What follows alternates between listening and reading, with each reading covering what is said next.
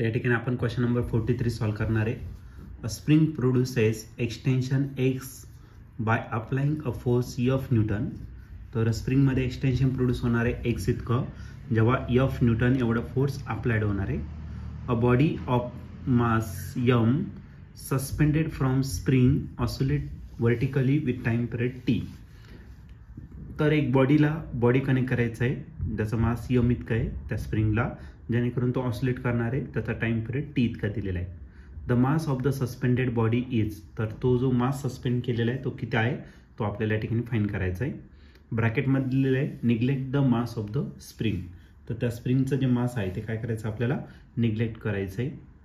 Okay, तर हा question 2022ला आलेला होता. याच्या 4 ऑप्शनपैकी पहिले जे ऑप्शन आहे ए ते आहे T F square divided by 4 pi square x. B option आहे T square F divided by 6 pi square x. C option आहे T square F divided by 4 pi square x. D option आहे T F divided by 4 pi square x. तर या 4 ऑप्शनपैकी या क्वेश्चनचं correct answer काय असणार आहे तर याला आपण सॉल्व्ह करूया आणि मग डिसाईड करूया.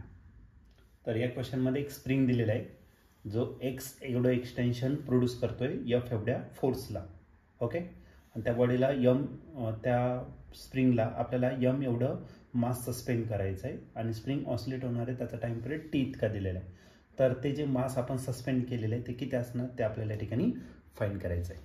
तर सर्वात पहिले आपल्याला काय दिलेलं आहे फोर्स दिलेला आहे आणि एक्स एवढं त्याच्यात डिस्प्लेसमेंट होत आहे. By definition of SHM simple harmonic motion जो फोर्स ऍक्ट होतोय तो डायरेक्टली प्रपोर्शनल असतो magnitude of displacement. It is linear periodic motion in which restoring force is always directed towards mean position and magnitude of restoring force is directly proportional to the displacement. This is your SHM. आता मॅग्निट्यूडच consider करतो, direction consider करत नाही. या ठिकाणी आपल्याला constant घ्यायचा आहे आणि तो कॉन्स्टंट काय असणार आता आपला के, आणि या केला म्हटलं जातं रिस्टोरिंग फोर्स कॉन्स्टंट म्हटलं जातं. ओके, तर हे आपलं एफ आणि एक्सचं रिलेशन झालेलं आहे. आपल्याला एम फाइंड करायचं आहे. जर तुम्ही टाइम पिरियड जर घेतला SHMचा तर हा टाइम पिरियड असतो तुमचा 2 pi under root m upon k, म्हणजे आपल्याला के ची व्हॅल्यू या ठिकाणी लागणार आहे.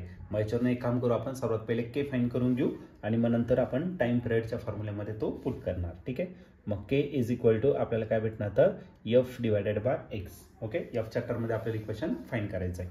बट आपला टाइम पिरियडचा फॉर्म्युला घेऊ.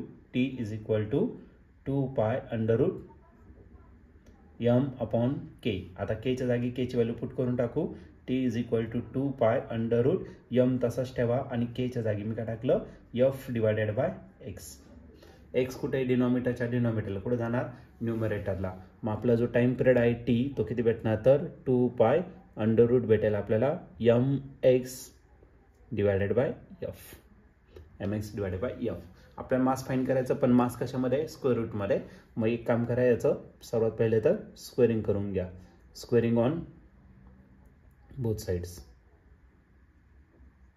स्क्वेअरिंग जर केला तर टीचा स्क्वेअर टी स्क्वेअर, 2चा झाला 4, हा झाला पाय स्क्वेअर आणि इथं स्क्वेअर रूट काय आलं कॅन्सर. मग तो आला M X divided by F. Okay, आता आपल्याला एम फाइंड करायचा आहे. हा एफ जो आहे इकडे डिवायडेड, इकडे काय करा मल्टिप्लाय करा. मग एम इज इक्वल टू आपल्याला काय भेटेल टी स्क्वेअर एफ आणि डिवायडेड बाय हा झाला 4 पाय स्क्वेअर. फक्त एम ठेवायचा आणि आणखीन एक टर्म येते तर म्हणजे काय तर एक्स. ओके, हे झालं तुमचं मास. आणि याला जर आपण प्रॉपरली अरेंज केलं ऑप्शननुसार तर आपलं यम जो असणार तो पहिले टी स्क्वेअर एफ तसाच लिहायचा आहे. T square F divided bye आपला 4 पाय स्क्वेअर एक्स तो बी तसाच लिहायचा आहे 4 पाय स्क्वेअर एक्स. आणि या ठिकाणी ऑप्शन जर बघितलं तर ऑप्शन नंबर सी जो आहे तो या ठिकाणी आपला करेक्टली मॅच होतोय. मग या क्वेश्चनचं जे आन्सर असणार ते ऑप्शन सी. ऑप्शन सी म्हणजेच काय M is equal to T square F divided by 4 pi square x.